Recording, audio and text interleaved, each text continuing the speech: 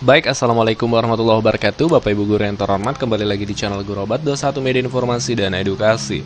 Bapak Ibu, di video kali ini kita akan share berita baik nih langsung dari Pak Presiden RI, Pak Presiden Jokowi.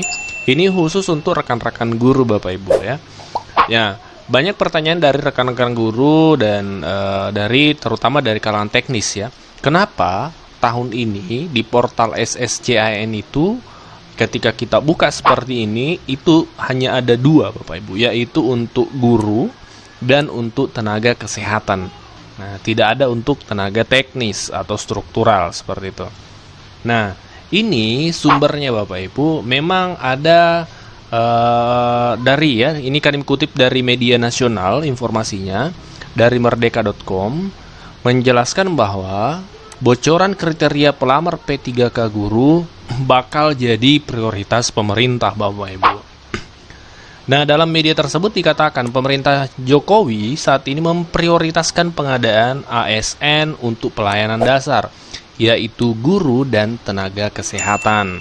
Tetapi Bapak Ibu, untuk teman-teman struktural atau teman-teman teknis, itu tidak dikesampingkan, dijelaskan, tetapi tidak mengesampingkan jabatan lainnya.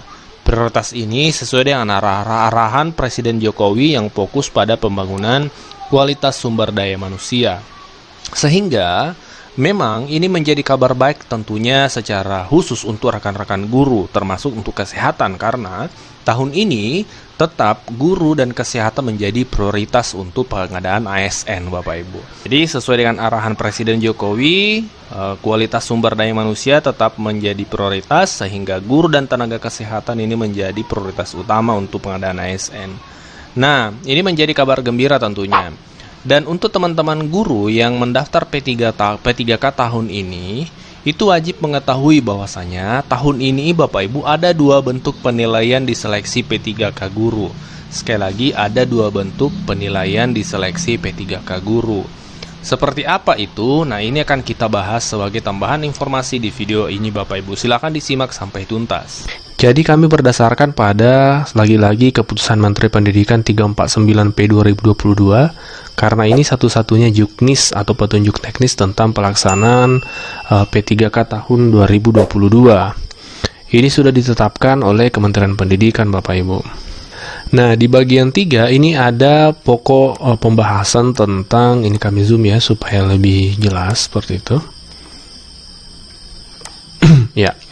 Tentang tahapan seleksi bagi pelamar prioritas 2 dan prioritas 3 atau P2 dan P3. Jadi kita bahas dulu P2 dan P3, baru sebentar P umum karena ini terpisah. P2 dan P3 seleksinya sama Bapak Ibu, bentuk seleksinya sama, yaitu P2 dan P3 bentuk seleksinya sama, yaitu seleksi penilaian kesesuaian namanya, penilaian kesesuaian. Nah, ini perlu kita ketahui apa saja sih yang dinilai dalam penilaian kesesuaian ini. Ya, yang dinilai adalah yang pertama kualifikasi akademik ya, kualifikasi akademik Bapak Ibu. Ini di sini penjelasannya, penilaian kualifikasi akademik dilakukan untuk melihat kesesuaian kualifikasi akademik S1 atau D4 peserta dengan bidang tugas atau mata pelajaran yang dilamar. Jadi akan dilihat linearitasnya antara S1-nya Bapak Ibu, ijazahnya Bapak Ibu dengan bidang tugas atau mata pelajaran yang Bapak Ibu lamar atau formasi yang didaftar. Kemudian yang dinilai juga adalah kompetensi Bapak Ibu. Kompetensi yang dimaksudkan ini untuk melihat kesesuaian kompetensi teknis, ya, termasuk kompetensi pedagogik, kompetensi profesional, kompetensi sosial, dan kompetensi kepribadian, kompetensi manajerial, dan kompetensi sosial kultural yang dimiliki pelamar prioritas dengan pelaksanaan tugas sebagai guru. Kemudian penilaian kinerja Bapak Ibu. Penilaian kesesuaian kinerja dilakukan untuk mengetahui kesesuaian hasil kerja yang telah dilakukan pelamar, meliputi orientasi pelayanannya seperti apa, komitmennya seperti apa, inisiatif kerjanya seperti apa, dan kerjasamanya dalam pelaksanaan tugas guru seperti apa Bapak Ibu. Dan yang terakhir adalah yang dinilai nanti pemeriksaan latar belakang, ya, untuk memastikan tidak adanya keterlibatan dalam kegiatan perundungan, kekerasan seksual, penyalahgunaan narkoba, dan zat adiktif lainnya Bapak Ibu, serta intoleransi. Ini yang dinilai di latar belakang Bapak Ibu.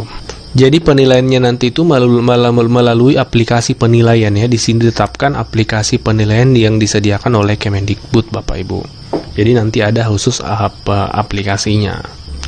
Nah, kemudian penilaian terhadap kompetensi kinerja wawancara itu dilakukan oleh pengawas sekolah, ya, kemudian kepala sekolah dan atau guru senior. Ya, ini 3 ya. Jadi ada redaksi dan atau guru senior. Dan penilaian terhadap pemeriksaan kinerja dan latar belakang nanti dilakukan oleh BKPSDM di kabupaten masing-masing dan Dinas Pendidikan, Bapak Ibu. Nah, jadi kita ketahui P2 dan P3 ini mendapatkan jatah formasi ketika masih ada sisa formasi dari setelah penempatan P1. Karena kita ketahui yang didahulukan tetap P1 atau prioritas 1, yaitu guru-guru yang sudah passing grade ya. Kalau nanti setelah P1 ditempatkan kemudian masih ada sisa formasi, maka P2 dan P3 mendapatkan kesempatannya. Nah, sekarang kita akan bahas mekanisme untuk pelamar umum ya. Jadi pelamar umum itu Bapak Ibu berbeda dengan P2 dan P3. Seleksinya bukan melalui penilaian, tapi menggunakan, di sini dijelaskan menggunakan CAT UMBK. Jadi tetap tes nanti, seperti tahun 2021 kemarin mengerjakan tes melalui komputer assist test ya, bantuan komputer nantinya, seperti itu Bapak Ibu. Yang dinilai apa saja? Yang dinilai kompetensi teknis ya, ini untuk mengukur pengetahuan, keterampilan, sikap dan perilaku terkait bidang teknis jabatan yang Bapak Ibu lamar. Kemudian kompetensi manajerial, mengukur sejauh mana kemampuan memimpin atau mengelola organisasi. Kemudian kompetensi sosial kultural, mengukur sejauh mana Bapak Ibu pengalaman berinteraksinya dengan masyarakat majemuk dalam hal agama, suku, budaya, dan seterusnya Bapak Ibu. Dan juga nanti ada wawancara. Wawancara ini tetap menggunakan CAT UMBK ya. Jadi tetap dalam bentuk soal-soal yang Bapak Ibu jawab. Nah, kemudian ada durasi seleksinya. Di sini disebutkan butir-butir soalnya. Kalau kompetensi teknis itu 80-100 soal. Kemudian kompetensi manajerial itu 25 soal. Kompetensi sosial kultural 20 soal. Wawancara nanti ini dijawab secara tertulis 10 soal. Ya, jadi total antara 135 dan 155 soal, tergantung mata pelajarannya tentunya ya. Jadi bisa jadi ada mapel yang kompetensi teknisnya 80, ada yang 100. Nah, untuk video kali ini kita cukup sampai di sini. Kita akan lebih detail nanti bahas di video selanjutnya tentang bentuk-bentuk penilaian baik P2, P3, kemudian ada penilaian tes untuk P umum seperti itu. Terima kasih dan Assalamualaikum warahmatullahi wabarakatuh.